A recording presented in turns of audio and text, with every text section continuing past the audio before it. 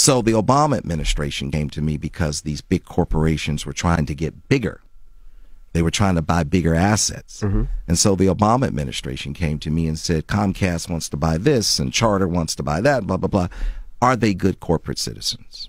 And I said, do you want the Hollywood answer or do you want the real answer? They said, we want the real answer. I said, the answer is not no, it's hell no. They're not good corporate citizens. He says, they said, how do you figure? I said, well, the industry spends $70 billion a year licensing cable networks. $70 billion. And African-American owned media gets zero. Zero. And that's not fair. And they say, we hear that a lot, but what are you willing to do? I said, they said people are afraid to speak up because of reciprocity, of repercussions. And I said, I'll speak up.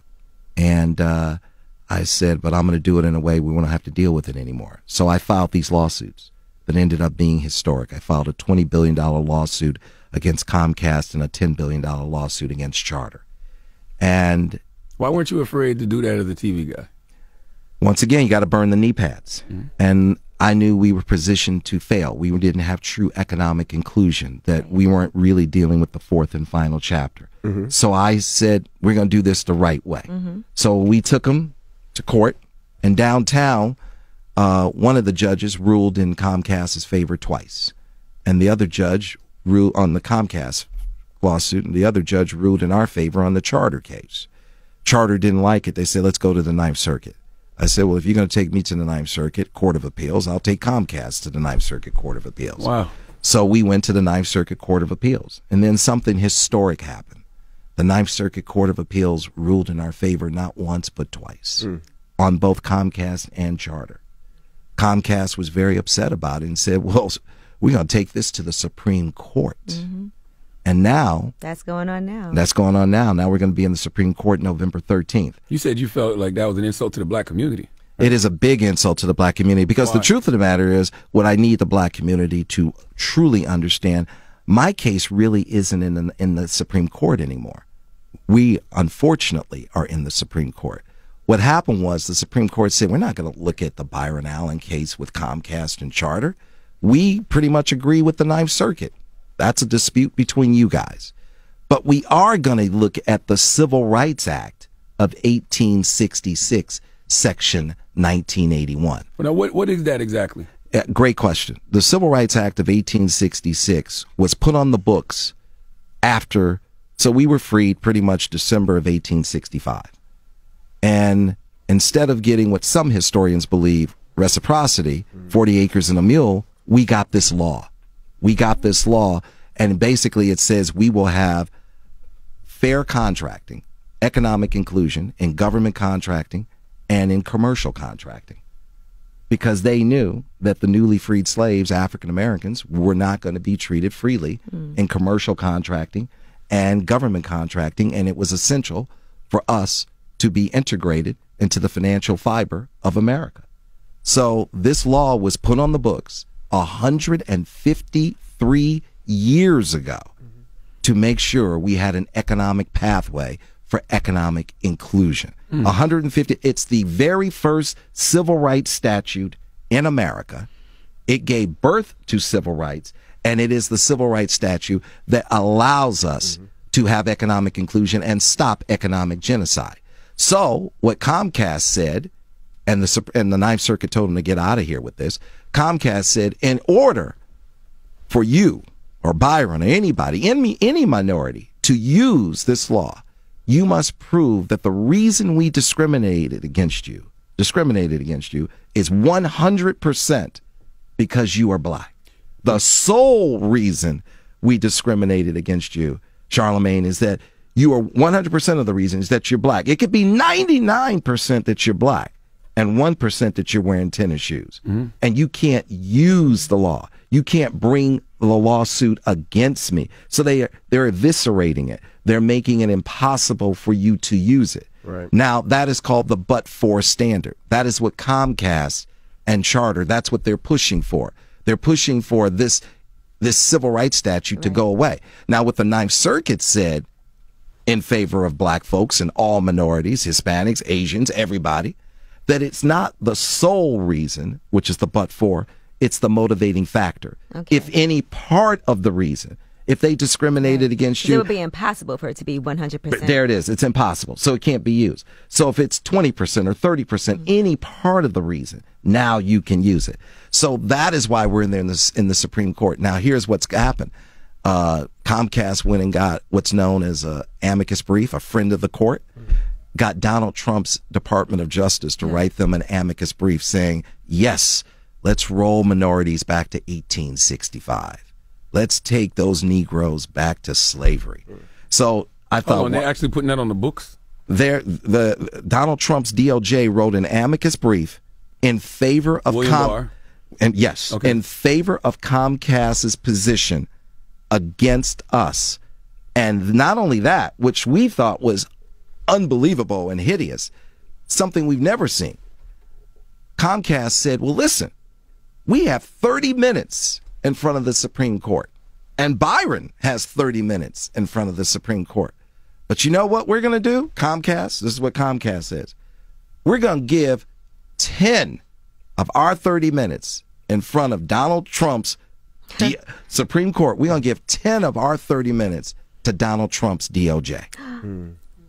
So now, on November 13th, we're standing in the Supreme Court in a Donald Trump era where we've got Donald Trump's DOJ arguing against us to take the original, the first civil rights statute, and eviscerate it. Hold on now, Mr. Allen. Now, given the makeup of the federal courts, aren't you concerned that this new case can undo civil rights for a whole generation?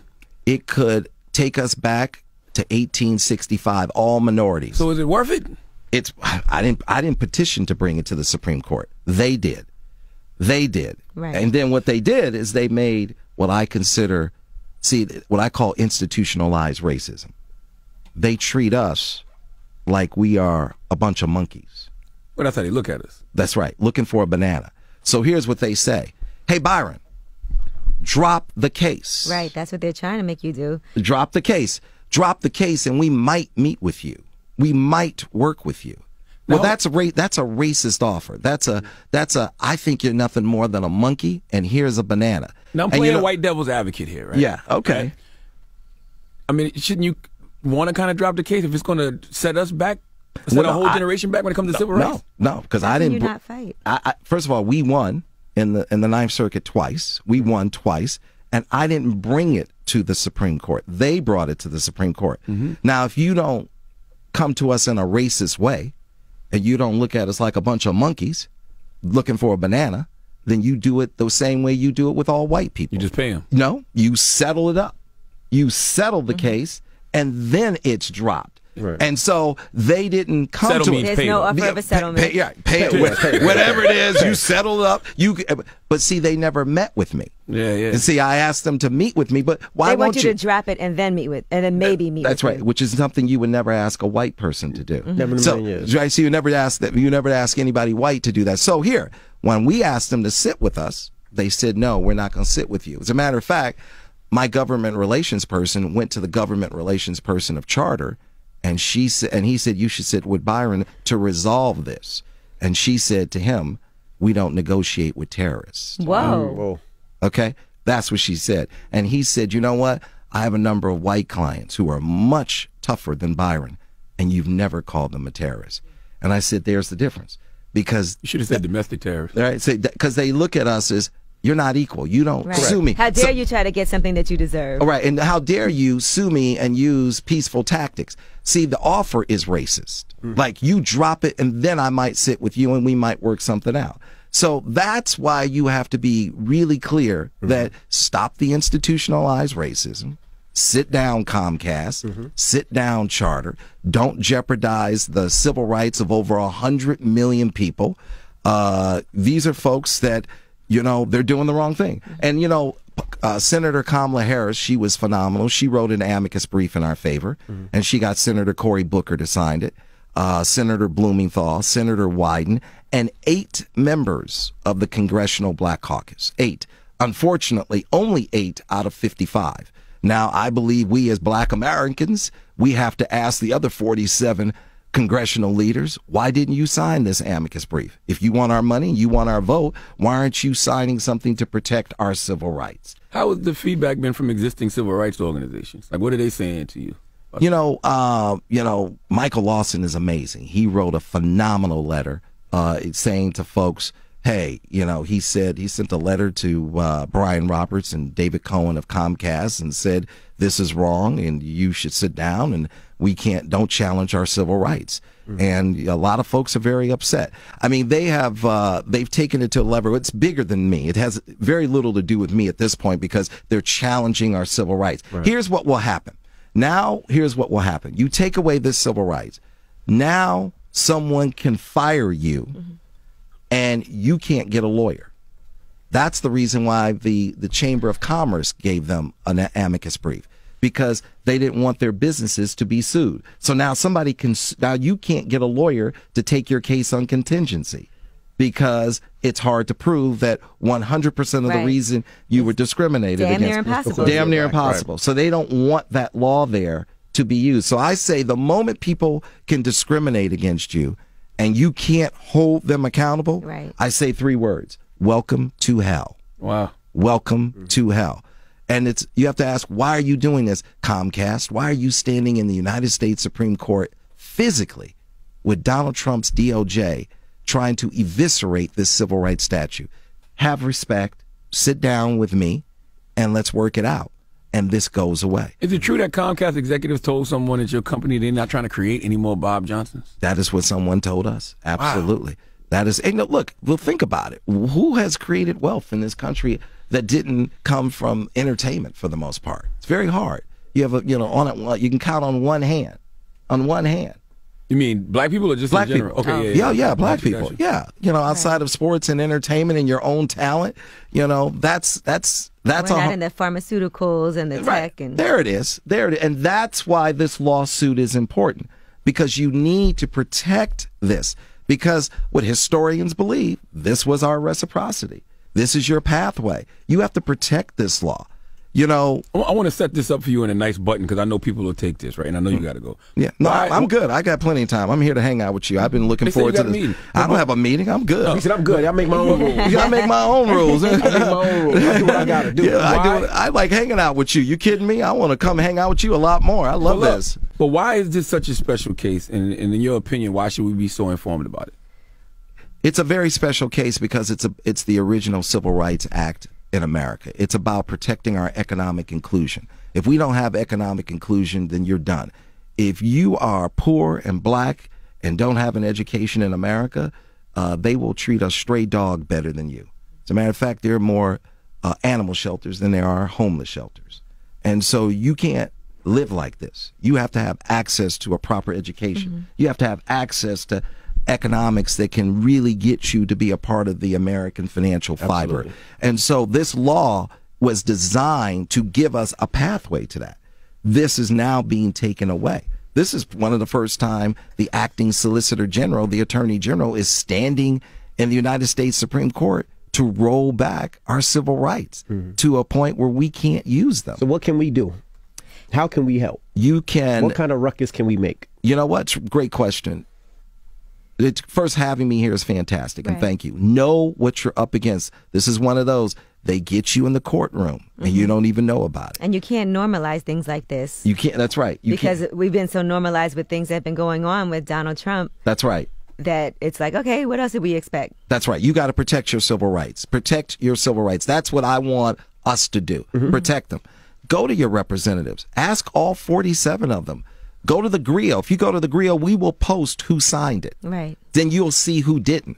Go to the 47 members of the Congressional Black Caucus and ask them, why didn't you sign this? And what are you going to do to say to Comcast and Charter, how dare you challenge our civil rights? In the words of Muhammad Ali, if you even dream about whipping my ass, you better wake up and apologize. That's what time of day it is. So if you don't drop this case, our civil rights. I'm not going to drop the case. We're going to go into the Supreme Court on November 13th. We're going to go in front of the 9 justices. We're going to take the position that we prevailed with in the Ninth Circuit twice. And Comcast, this is one of those. if you win, you lose. If you lose, you lose. That's what I mean. So what are the ramifications if you do drop the case? If you do drop the case, what are the ramifications to the black community? How did that affect it? If you do drop the case? If we do drop the case, then, well, which we won't, then at the end of the day, they'll say, well, then the Civil Rights Act is not at stake anymore. But they're the ones who brought it. Gotcha. And what they've done is they've upset a lot of folks in D.C. And I've said to David Cohen and Brian Roberts, and through back channels, this is not good. You've upset a lot of folks, and that wasn't the intent. Now you got folks in D.C. who are now talking about quietly working and aggressively working to break up Comcast because they don't believe Comcast should be the largest cable operator, own TV stations, and own the largest portfolio of cable networks. That's not my agenda. I don't necessarily want to see Comcast broken up. I don't want to see their business hindered in any way. I just want them to just have the respect to sit down with me so we can work things out, so nothing's being jeopardized. But they've upset a lot of folks. The NAACP has weighed in aggressively, and there are a lot of other folks, Color Change, ADOS. A lot of people are weighing in, and they're really, now they're going to hold their representatives accountable and a lot of politicians accountable. And I think, Comcast is living in a bubble. And I get it. David Cohen gets paid over $14 million a year and has a budget over $125 million to make sure that he donates money to black civil rights organizations and politicians to make sure that there are not any issues. But he's gone a bridge too far because people are truly upset because what's at stake are our civil rights. They could literally take us back to 1865. I didn't take this to the Supreme Court. They're the ones who need to drop it. And we're the ones that are in the right. How much have you spent fighting this? Millions. I don't even keep track. Yeah, I really don't. I mean, I don't. For me, this is about. And who else is helping you besides yourself? Is there anybody saying, "Hey, I've doing this all on your own"? I've done this. I've spent millions, and at the end of the day, this was something I remember talking to Coretta Scott King about. This is the fourth and final chapter. We're going to have economic inclusion, and by the way, this is not an ask. This is a take. And we're not asking, we're taking because it's rightfully ours. We have a seat at the table. No one ever invites you to have that. No one's going to hand that to you. This is ours. And you have to understand your value, your worth. We deserve better. We've built this with you. Good luck being the wealthiest country in the world without our free labor and hundreds of years of slavery. Good luck. We know who we are. We're kings and queens. Royalty runs through our blood. We're from Africa, the oldest continent. Okay? We know who we are. We know our value. I know that you've worked overtime to make me feel or make us feel like we have less value, but we know what we bring to the table. And we certainly bring to the table where you need to have the respect to sit down with us. When you haven't even sat down with us, David Cohen and Brian Roberts, and that's a problem.